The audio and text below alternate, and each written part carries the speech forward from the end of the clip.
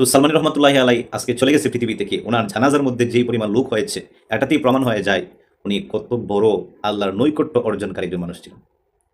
ওনার আমল ছিল অনেক, অনেক আমল ছিল। এবাদত অনেক ছিল। জ্ঞান জ্ঞান অনেক ছিল। হিকমত অনেক ছিল। সবর অনেক ছিল।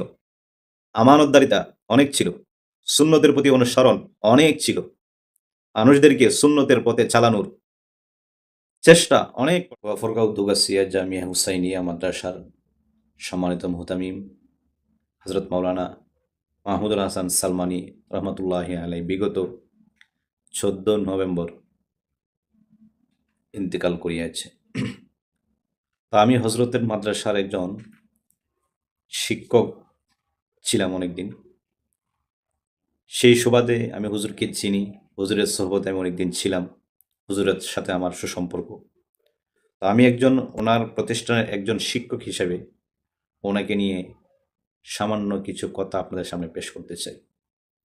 বিশেষ করে গফরগাঁওয়ের মানুষদেরকে উদ্দেশ্য করে, যে আপনারা কি রত্ন হারিয়েছেন, কি হীরা আপনাদের নিকটে ছিল, আর আজ কি হীরা আমরা হারিয়েছি। সালমানি রহমতুল্লাহ আলাই এখানে আমি আমার ফারেক হওয়ার পরে সর্বপ্রথম শিক্ষকতা হলো দুগাছিয়া মাদ্রাসায়। সেখানে সম্ভবত 4-5 জনের ইন্টারভিউ হয়েছিল। সেই ইন্টারভিউ থেকে হজরত মাওলানা সালমানি রহমতুল্লাহ আলাই সহ ওনার মাদ্রাসার উস্তাদরা আমাকে নির্বাচন করেছে বিদায় আমি সেখানে অনেকদিন শিক্ষকতা করেছি এবং আলহামদুলিল্লাহ সুনামের সাথে আমি সেখানে অনেকদিন শিক্ষকতা করেছি।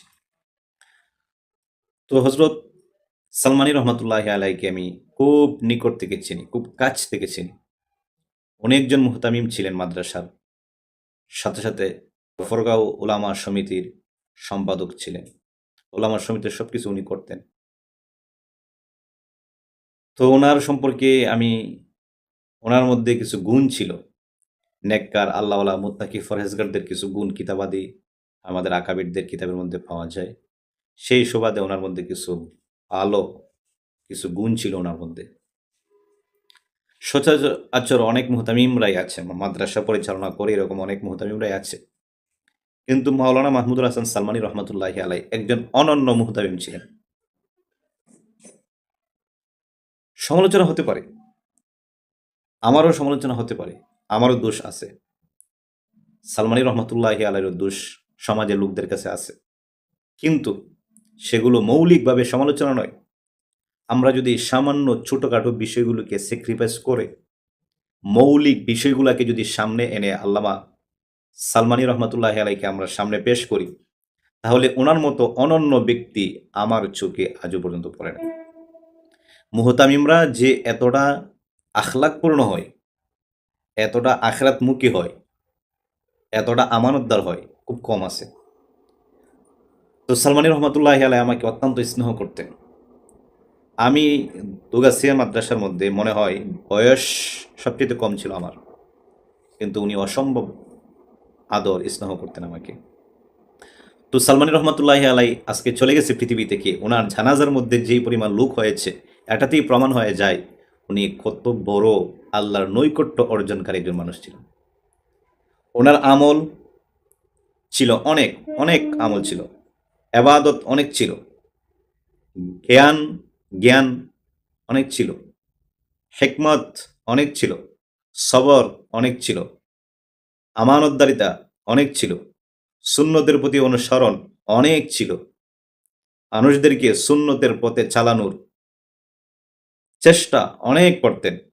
নিজের জীবন থেকে শুরু করে প্রত্যেকটা সমাজের প্রত্যেকটা রন্ধ্রে রন্ধ্রে নবীজির সুন্নত কিভাবে প্রচার করা যায়, প্রসার করা যায়, সেই দিক দিয়ে ওনার সবচেয়ে বেশি অগ্রণী ভূমিকা ছিল।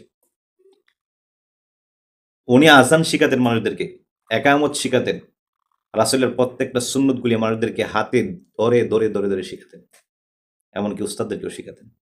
সালমানি রহমতুল্লাহ আলাই অসুস্থ অবস্থায় অনেকদিন চিকিৎসাধীন ছিলেন। আমার হৃদয়ের মধ্যে অনেক রক্তকরণ হয়েছে। আমার অত্যন্ত ইচ্ছা ছিল ওনার সাথে সরাসরি আমি সাক্ষাৎ করব যখন উনি অসুস্থ অবস্থায় ছিলেন। কপালে নাই, সাক্ষাৎ হয়নি। কিন্তু চোখের পানি আটকে রাখতে পারিনি। ওনার ইন্তেকালের খবর শোনার সঙ্গে সঙ্গে হবিগঞ্জ থেকে চলে গেছি জানাজার মধ্যে শরীক হওয়ার জন্য। আল্লাহর কাছে মন খুলে প্রাণ খুলে আল্লাহর কাছে দোয়া করেছি, আল্লাহ যেন ওই লোকটাকে জান্নাতের আলা মাকাম দান করে। অসম্ভব ভালোবাসতেন আমাদেরকে। একজন মানুষ, একজন আলেম এরকম হয়, এটাই একজন আলেমের শান। উনি দারুল উলুম দেওবন্দের আকাবিরদের পূর্ণ অনুসরণ করতেন, প্রত্যেকটা কাজে আকাবিরদের অনুসরণ করতেন। সমাজের মানুষদের কাছে যদিও কটুর কথা অনেক সময় হয়ে যায়, কিন্তু সব বিষয় যদি আমরা স্যাক্রিফাইস করি, মৌলিক বিষয়গুলিকে সামনে এনে সালমানী রহমতুল্লাহ আলাইকে পেশ করি, ওনার মতো অসম্ভব মানুষ হয় না। 40টা বৎসর পর্যন্ত উনি মুহতামিম ছিলেন। আজও পর্যন্ত আমানতের খেয়ানত হয়েছে বলে আমি জানি না। পরিশেষে সালমানী রহমতুল্লাহ আলাইকে আমি 4টা কারণে বেশি মহব্বত করতাম। তার মধ্যে থেকে অন্যতম একটি কারণ ছিল মানুষদেরকে ইসলাহ করে দিত।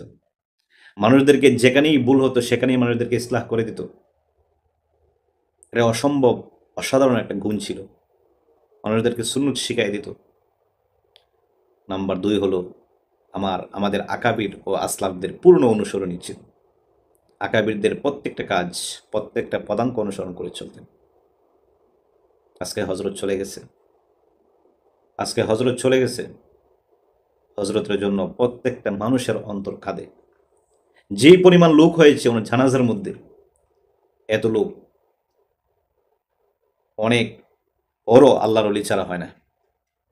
যদিও উনি বাংলাদেশের মধ্যে পরিচিত ছিলেন না, মিডিয়ার সামনে আসতেন না, কিন্তু নীরবে নিবৃত্তে আল্লাহর এবাদত করে রবের সন্তুষ্ট অর্জন করে যার ফলে রব জুমার দিনে তার মৃত্যু দিয়েছে এবং তার মৃত্যুতে অসংখ্য অগণিত মানুষের হৃদয়ে রক্তকরণ হয়েছে। তো আমাদের প্রাণপ্রিয় শায়খ ও মুর্শিদ, আমি ওনাকে সত্যি আল্লাহি মন থেকে প্রচুর পরিমাণে মহাব্বত করি। এখতেলাফ হতেই পারে, মতবিরোধ থাকতেই পারে, কিন্তু ওনাকে আমি অসম্ভব শ্রদ্ধা করি। আল্লাহ তাআলার কাছে সর্বোচ্চ মাকামের জন্য রবের কাছে দোয়া করি, আল্লাহ তাআলা যেন ওনাকে জান্নাতের আলা মাকাম দান করেন এবং তুগাসিয়া মাদ্রাসা যেন সামনের দিকে এগিয়ে যায়, সেই জন্য মাদ্রাসার কমিটি পরিচালকদের কাছে সবিনয় অনুরোধ করব, মাদ্রাসাটা যেন আকাবির ও আসলাফদের নীতিতে যেন আবারও সুন্দর করে পরিচালিত হয়, আবারও যেন প্রতিষ্ঠানটা সুন্দর হয়ে আমাদেরকে সামনে নিয়ে যায়, সেই দোয়ার প্রত্যাশা রেখে এবং গফরগাঁওয়ের আলেম ওলামাদেরকে বলবো, সালমান রহমতুল্লাহ আলাইহির যেই উপযুক্ত সন্তানরা আছে, সেই সন্তানদের মাধ্যমে যেন আরও দিনের কাজ হয়। সকলে মিলে সমসুরে পরামর্শ করে সামনের দিকে এগিয়ে নিয়ে যাওয়ার চেষ্টা করবো ইনশাআল্লাহ।